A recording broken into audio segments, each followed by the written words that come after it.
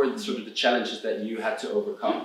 Like, because you don't know yet what the future will be, so you don't know that you're going to be sitting here one day running a good, solid startup. So what were one of the challenges that you came across when you actually decided to, that's it? How did the journey go from there in terms of challenges that you had to overcome?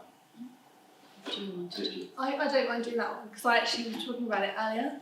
So one of the biggest challenges I ever had was creating a Facebook page. In my mind, I was like, I'm putting myself out there, most people are going to think I'm so stupid. And now when I think about it, I'm like, oh wow, like I have so much going on that I'm genuinely in actual problems. Like, how do you close this investor?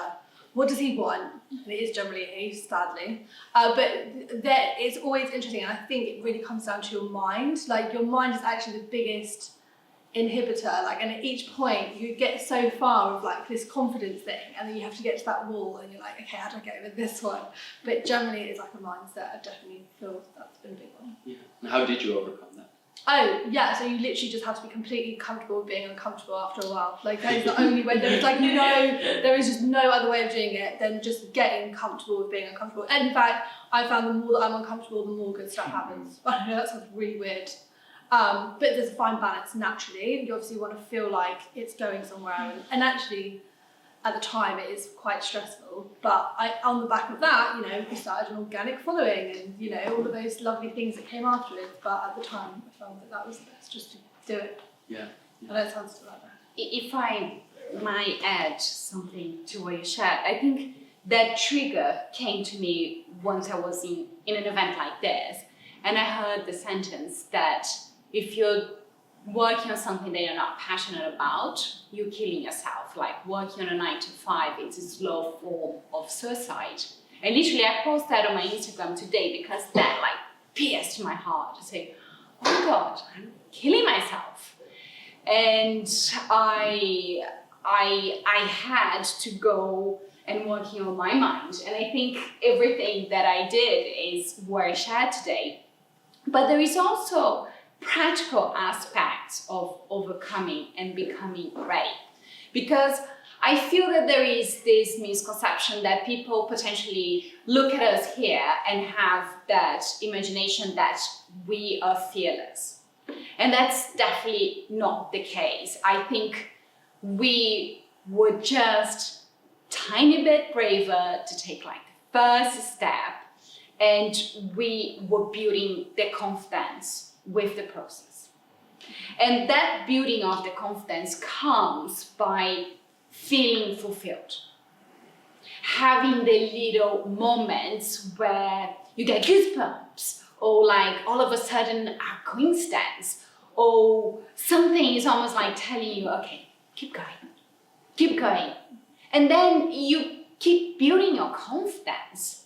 And it doesn't happen overnight. I really wish that I could tell you that it's like this, because if it was a walk in a park, everyone would do it.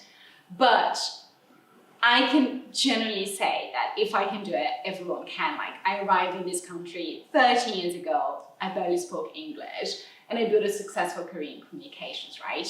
And it's valuing every experience that you went through as a stepping stone to you're supposed to go next.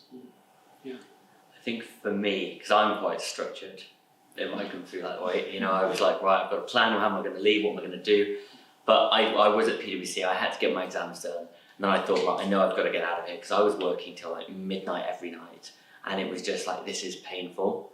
And I think my biggest challenge was that my tribe of people in my network were all lawyers, accountants, bankers. They weren't even my friends now who work at the BBC. It didn't even stretch that far. So everybody on almost your echo chambers, everybody was like, you can't do it, don't jump, you shouldn't. What about your future? What about your stability? You're not going to buy a house. And I just realized these just don't get it. And I read a great book that called them your red group. Those they're just going to find the risks and the warnings. And they're good people when I've got a mad idea, but actually when my gut's telling me to do something, they're not the right people to be around. So my challenge was finding them, and I thought I can either complain about it or do something. So I started going to things like Tech Hub Tuesday and making sure I left the office at 6 o'clock to get there in Shoreditch, going to things like Google Campus, that is part of that, and just actively approaching other founders. I mean, I was accountant at PwC, like, hey, can I have a coffee? I really like your journey, can you just sit with me?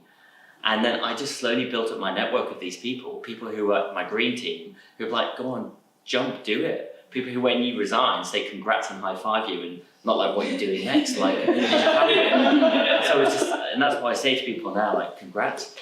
So I think that was a challenge, but how I overcame it, I joined something called the New Entrepreneurs Foundation straight out of PwC, which just found my tribe of 40 other people, and straight away I had, like, my lawyer today, he left Linklaters and now he's got his own startup. You know, my designer is my mate Toby, he was on that, and it just, I think, much like what you're doing in your programs, just jumping out and being around people, I think that's everything. You've got your own mindset, but having positive people, I've had a big reshift of people in my life, and they're pretty positive people who give you the get up and go every day.